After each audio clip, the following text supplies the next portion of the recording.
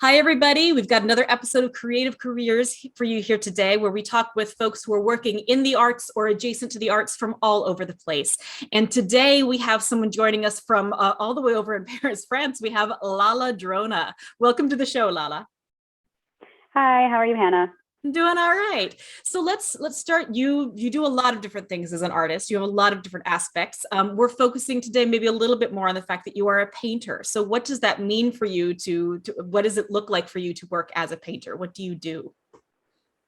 So, as a painter, I would say everyone has a different process, but me, I start out. Some people they paint on the canvas, and that's a moment of spontaneity for them, and it's just a lot of expression. But me personally, my moment of spontaneity is drawing and sketching on paper first, and after that, I'll take that and I'll put that on the canvas in paint, in color. And from there, there will be moments of spontaneity, there will be improvisation, but it is sort of this plan and it evolves as I paint. Yeah, I'd love to talk about how did you get here? When were you first interested in this? Were you a painter, an artist from very, very young? And then what did you have to do to make that happen where you could actually make a little money off of that?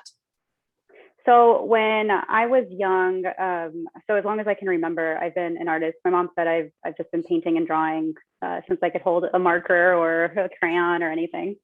So I've always been very expressive in that way. And so as I got older, I continued to do this. And as I got older, I also had a breast agenesis when I was around. It was around middle school. That means that it was a unilateral breast agenesis. That means one breast grows and the other one doesn't grow at all. And so I was dealing with my body, trying to understand it, come to terms with that. And I kept the secret and I only expressed it through my art. And so I kind of created these universes, I created these worlds, and this was my way of dealing and understanding my own body. And so as I got older, I really dealt with that, and I found people and I found support.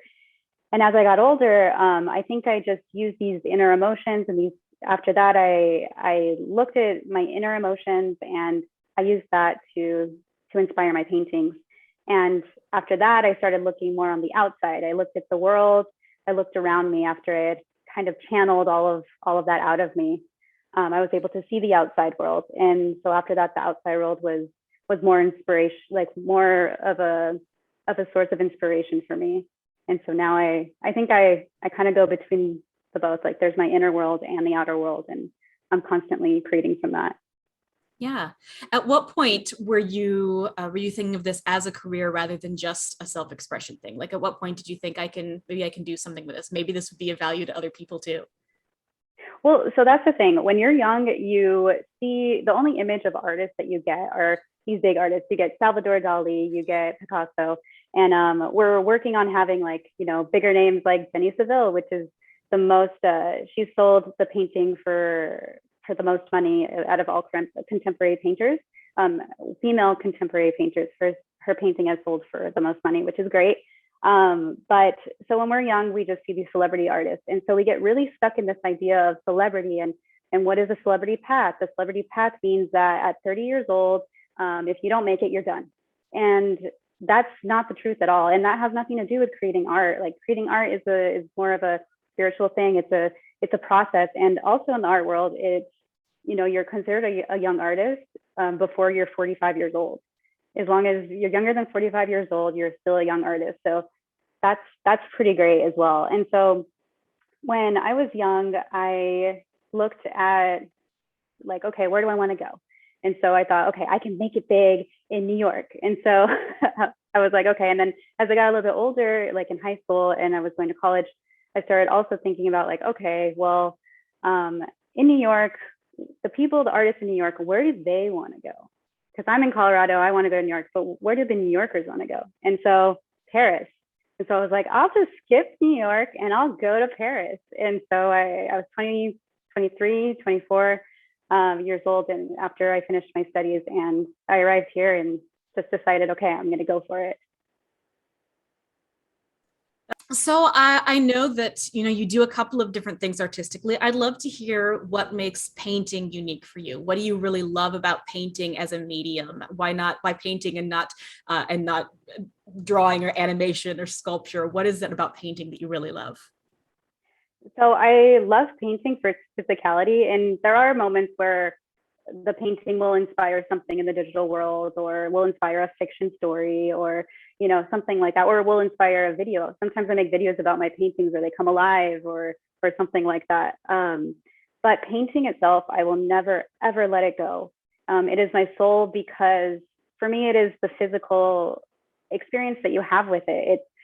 It's almost taking care of the canvas, and you have this relationship to it. And especially if it's a big format, you have to stand and dance with it as you're painting. You have to go back and forth, go one way to another way, and it's a very physical thing. And especially if you're putting the canvas on the stretchers as well, and stapling those down, and there's something very physical and I guess almost intimate that happens with the canvas that you don't get necessarily with the screen on the computer. I really love that. Actually, I want to take a second with that to talk about one of the other things that I know you do a lot as part of your art is that you do video artistry work. So we talk about painting as being this very physical, intimate. You have to actually move your body to get to there. So I'd love for you to talk for just a second about how that contrasts with something that is a little bit more distant. Yeah, so I mean, I guess you do have the behind the scenes part of filmmaking or video making, where there is a performative aspect. I make certain videos where it's just me spontaneously saying words that come to my head and acting a certain way, and kind of just letting the muses come. And then after that, I'll take all of those clips, and then I'll re-edit it to make a performance poem, for example. And I think that there is a really physical part in the performance part, but then sitting in front of the computer, it is sort of magic as well, because you do bring it together, and there's something really beautiful that happens there. But yeah, I do think it's not quite the same as painting, but there is, for me at least in my work, it's a little bit more playful. Whatever happens on the screen, I don't know if it's because the distance I can have from it, but there is something more playful that comes into play. I like that. So what were some of the skills that when you decided to really pursue this and to really work on painting and making it something for yourself, what were some of the skills that you had to work on? Maybe some of the very specific techniques, or some of the skills that we don't necessarily think of as being connected to the arts. What were some of the things you had to work on to get to, and maybe you're continuing to work on to get to the level where you want to be? Yeah, so as far as technical skills, I think that's just, I mean, I think it's just practice.